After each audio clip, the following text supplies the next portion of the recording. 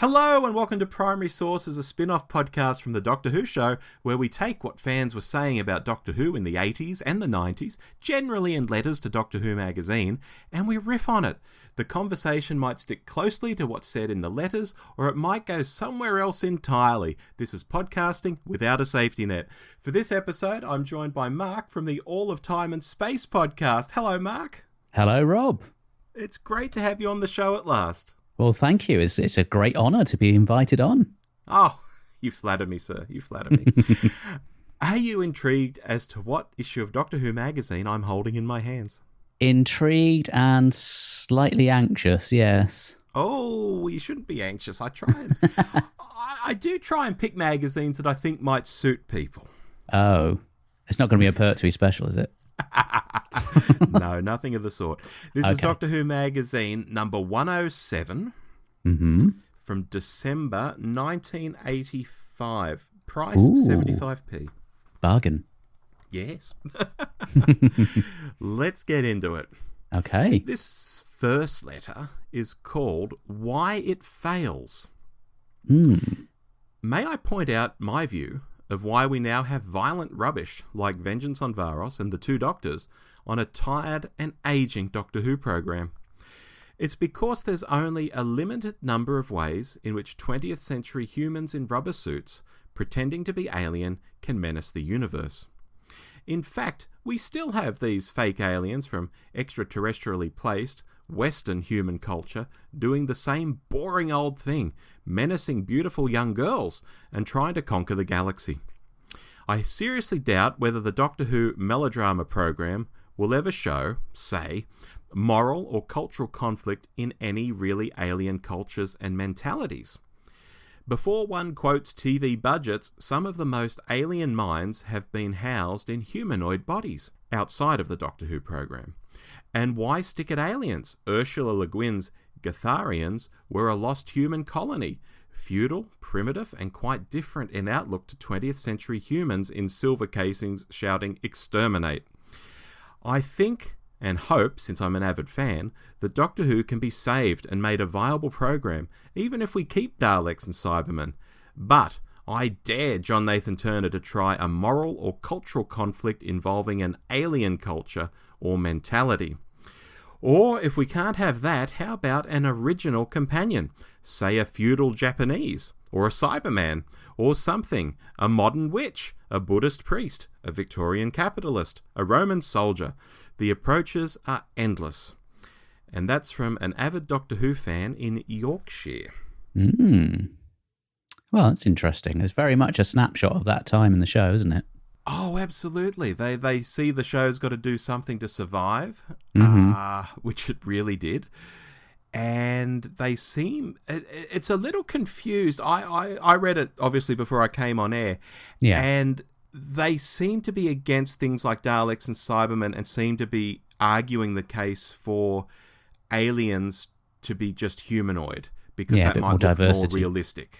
I mean, are we seeing the start of the woke agenda here, Rob? I don't know, Mark. You tell me. I'm not going down that rabbit hole. No, neither am I. No, but it's very telling that they talk about how it's kind of devolved into Alien X is causing a threat to the pretty assistant, because obviously we're in the height of Perry's time on the show, and it does seem like every episode she's being lusted after by an alien or, some sort of psycho person being turned into a bird or whatever it might be. It's I can kind of see that angle, but that's very much a signature Saywood approach to the show, I think we could say. That's my opinion anyway. Indeed. What about this little sign-off about companions? I mean, in the modern era, we just seem to have companions from contemporary Earth most of the time. Yeah, I suppose we get conditioned to sort of, since the show came back, it's always, as you say, it's been generally speaking, with one or two exceptions, there's been a modern-day companion. I suppose it's, from a very basic standpoint, it's your entry into the show as a viewer, isn't it? And you need to be able to relate to that character. But that said, you watch some of the Troughtons, and Jamie's a great character. Although he isn't from our current century, he's still a relatable character. That said, I think JR during our time on the Blue Box podcast, he was at pains to say that Jamie starts off as this Highlander, and then within a few episodes, he's just sort of generic 60s kid in a kill. So yeah, I guess, it's tricky, isn't it? Because you could get it horribly wrong, couldn't you? And just end up with a character that just you can't relate to. And yeah, it's tough. Yeah, you've got to be a very good writer, I think, to pull it off. I mean, one of these suggestions is a Victorian capitalist. Okay. Well, you'd have to be a very clever writer to always be finding really interesting ways for that character to be relating. I mean, this letter was written at the height of Thatcher's power, so, I guess that would have been foremost in their mind. Indeed. But, on the flip side of that coin, does a modern audience need to have that identification figure? Are we a bit more sophisticated? I just watched Squid Game, for example. I keep hearing a lot about that, but I've not seen it yet. Do I need to know how it feels to be a Korean, a middle-aged Korean in today's society to sort of get the most out of that? No, I don't think so. The same as I don't need a companion to really represent me on Doctor Who. In fact, companions generally haven't, because they've been young ladies. Is there something to be said about the emergence of internet availability on various streaming sites and what have you, where we're being exposed to a much wider gamut of programming and movies that we wouldn't necessarily have seen unless we really sought it out in the 80s on video? I think there's something in that, yeah. Yeah, so maybe that makes your average viewer taste a little bit more sophisticated than it would have been back in the 80s. I don't know. I think it is, to be quite honest. Yeah. Anyway, let's crack on, because we've got another letter here called American Fandom. I would like to commend you on the first-rate manner in which the Doctor Who magazine is produced every month. Your articles are wonderful and very informative, as well as entertaining. I especially love your archives, letters, and special interviews. I have to admit, I am disheartened about the comments made about American fandom, and that's in quotation marks. Not all of us in the American fandom are extremists in our fervour for the good Doctor. I think it is about time that an American fan spoke her mind on the matter. The average Who fan in the United States and Canada are adults, 20 to 40 years. They don't live and breathe the show and its characters, and we do not want the show to be Americanized. On the contrary, we want it to stay British. That's also in quotation marks.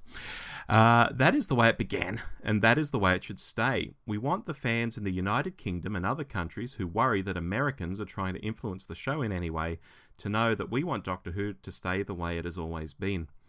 Lastly, I would like to say I love the Colin Baker stories very much. My favourite will always be Attack of the Cybermen. And that's from Eleanor J. Qualls, Seattle, Washington. Okay. Yeah. Well, I mean, I think from the people I speak to who live outside of the UK, I think a lot of the appeal of the show is its Britishness. So, yeah, I think they're on the right track there, aren't they? I mean, It's interesting to see that even back in the 80s and possibly before, there may have been a kind of gatekeeper element of people saying, well, I'm not sure I want these people being fans because they'll want to turn it into this or they'll want to turn it into that. And I don't know. I think just, enjoy it for what it is. Well, this came up in an earlier Primary Sources, which you're yet to hear because it hasn't aired yet. But the question of people wanting to make the show American came up as well. And I was saying, for the life of me, back in this era, because I think that letter was from a similar date to this one. Yeah. Aside from, oh, look, there's Perry, she's an American companion, or at least a pretend American companion, because Nicola Bryant isn't actually American, and JNT would go to conventions and all that sort of thing. I can't think of anything that was particularly trying to make the show American, yet there seems to be this fear of it running through a few years of Doctor Who magazine. Well, we had Janet Fielding for several years, didn't we? But I don't think there was ever any kind of suggestion that we were going to turn it into Neighbours or something. No, that's right. I don't know. Yeah, I think obviously there was a very distinct intention from JNT to try to appeal to the American audience by introducing this character. But I think surely he would be savvy enough to know that the big appeal of the show to people who really love it is that sort of quintessential British nature of it. Yeah, I mean, could this have been around the time he was saying, "Oh, I'm going to change the police box," and it was all just a big sort of publicity thing? He was keen to drop these little things into conversations on Saturday Superstore or Swap Shop or whatever it would have been back then, just to sort of whip up a little bit of paper talk. He'd be all over the tabloid papers, and that's, he was a genius at that. Oh, big time.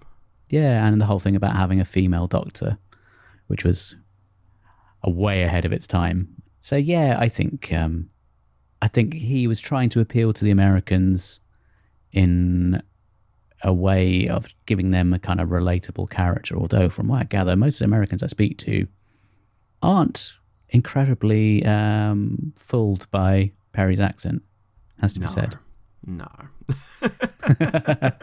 I love Nicola O'Brien. I think she's really good. I think unfortunately, she's saddled with, having to be the screaming girl that has to be rescued from the creature of the week. But I think, she does pretty well with what she's given. Yeah. Yeah. And just going back to females for a moment, when I read a lot of these American letters, they're often from women in this era, whereas I think of Australian fandom back in the mid to late 80s, and I'm not sure what UK fandom was like, but I'm thinking it might have been similar. It seemed a lot more blokey. The American fandom seemed to be sort of a mix, like modern fandom is. But our fandom was very blokey. Was yours blokey?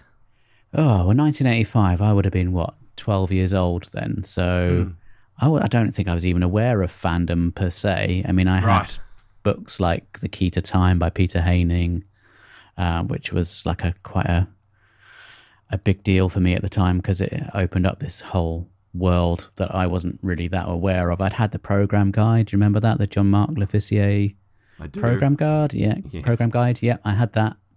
And that obviously was great because it gave you just the little synopses of the various stories that had been before. But in terms of being at school, there were one or two friends that I knew who really liked Doctor Who, and we'd chat about it, but I don't ever really remember it being like a concerted, like a big social thing. We didn't, it's not like we had a Doctor Who society at secondary school or anything like that. It was just, it's quite a solitary experience for me anyway. Yeah. Oh, look, before I joined my local club, it was the same for me, but once I did, it seemed to be quite blokey, and even when I moved into the bigger sphere of fandom, women were quite rare. Yeah. Anyway, let's move on with the final letter. This one's called Universal Inconsistencies. Congratulations on your excellent magazine. I would like to comment on some points which I heard in Slipback on the radio a couple of weeks ago, which seem out of character with the TV series of Doctor Who.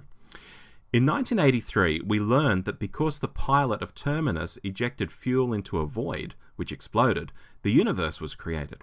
However, in Slipback, we heard that it was the Vorlok Maw, well, at least that's what it sounded like to me, which travelled back in time, but because of an error on the part of the ship's computer, it materialised in some unstable matter which exploded, causing the creation of the universe. Which of these explanations are correct? Or are they both? Another point concerning Slipback is that the Time Lords, I quote, often criticise the Doctor's interference. Isn't that a little ironic, even hypocritical of them, as they themselves were responsible for the Celestial Intervention Agency and often used the Doctor to do their own dirty work for them? One more suggestion. How about doing a survey concerning Doctor Who merchandise, which could be staged over a period of time, in which all the fans, or just simple mortals, could send in a list of every Doctor Who item they have got, and then you could collect in all the numbers, print all the items, and then print alongside the number of people in every country or even the world who have got said item. It would serve not only as a useful guide to any Doctor Who items that have ever been, but also fans can see for themselves which items are the most common and which are the rarest. from Simon Harries, Dartford, Kent. And I saved this one to last, Mark, because that suggestion has got to be utterly insane. Wow. I mean, I could be grossly exaggerating this and just, going way over the top with sort of generalizations. But is it fair to say that a lot of Doctor Who fans are also very keen on collecting? Yes, and making lists. Yes, and making lists. Yes, definitely. So I'm all for it. Yeah, let's do it. How many hours have you got in the day to list all your stuff, Rob? Because you must have an absolute cavalcade. I do have a lot of stuff. And I'm going to say back in the 80s, there wasn't as much stuff out there. But even then, a list for Doctor Who magazine, could you imagine some poor intern or work experience kid at DWIM getting these lists? I have... they list like 50 different things, and they've got to somehow compile this into a database. And this is probably way, way before we had like sort of computerization of magazines as well. So it would have had to have been all sort of painstakingly laid out. And can you imagine? So that this fella can find out how many people in whatever country own whatever item. Oh my God. Yeah, it'd be great. Oh, yeah. I'm all for it. Yeah, let's do it. Get on to DWM now. And let's make it happen. So strange. Moving backwards in the letter, though, slip back, a different interpretation for the beginning of the universe. Did Eric Sable just forget what happened in Terminus? He was responsible for Terminus. Yet two different versions. Well, I mean, they're going to be in for a shock later down the line when there's other explanations for the Big Bang. So, it's... The thing I find with canon is it's quite malleable, isn't it? Over the years, we've had various things that have dropped in that just become cemented into the lore and don't ever change. And then there are other things that just are completely ignored, like the whole, in the TV movie, when Paul McGann says he's half human, that never comes up again as far as I can recall. Maybe in the novels, maybe. Yeah, I mean, when you get to Lungbarrow, there's Mark Platt sort of shoehorned in a clever little thing there. But, not trying to be spoilerific. If people want to hear more, hear our Lungbarrow episode. Oh, yeah, good plug there, Rob. Thank you very much. But yeah, I know exactly what you mean. Some things become sacrosanct. You cannot change this. Other things, out the window, no one cares. Yeah, it makes me wonder what's, maybe in another 20 years' time, when we're in our dotage and sort of safely swaddled up in some retirement home, we'll be looking back to the big fury over the timeless children. And, is that still going to be a massive deal, or is it just going to be, there's that thing they did that one season? Yeah, exactly right. Well, we'll see what plays out in the 3 specials. I think that'll end it all off, I assume. Well, who knows? Who knows? The only other thing in this letter was Time Lords and hypocrisy. They get the Doctor to do dirty work, the CIA, they change history, but then they get a little hypocritical when other people go around changing history. Quick thoughts? Yeah, I suppose, it's... I think particularly with Classic Who, if you really analysed it, you just spend half your time thinking, well, hang on a minute, that completely contradicts what you said in the episode before. Yeah. Maybe I'm just... maybe I'm easily pleased. I just like to sit down, switch off my brain, and just enjoy it for what it is. And don't get me wrong, I mean, the whole thing with canon and all these, things that potentially contradict each other, it opens up these little pockets for people who are far more creative than me to do things like, fan fiction or, fan videos or what have you. And it just, Indeed, yeah. I like that. I think, I'm all for it. Let's expand it and create these little jumping off points, and then people can riff on it and come up with their own theories and their own stories. I think that's a lovely note to end on, Mark. Thank you so much for joining us on Primary Sources. Well, thank you. It's been a pleasure.